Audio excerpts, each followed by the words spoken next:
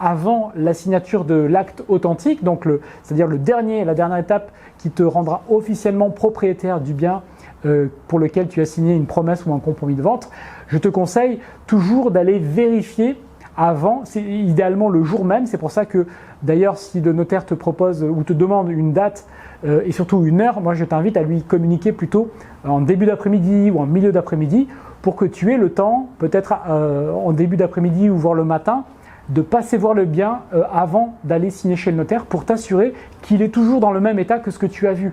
Parce que tu peux avoir de nombreuses surprises. Le bien, peut-être qu'il était vide et quand tu vas le voir, tu vas voir qu'il est occupé. Il a été peut-être loué sans qu'on te l'ait dit. Normalement, ce n'est pas possible, mais ça peut arriver. Il est peut-être squatté, ce qui est déjà arrivé à une personne que je connais.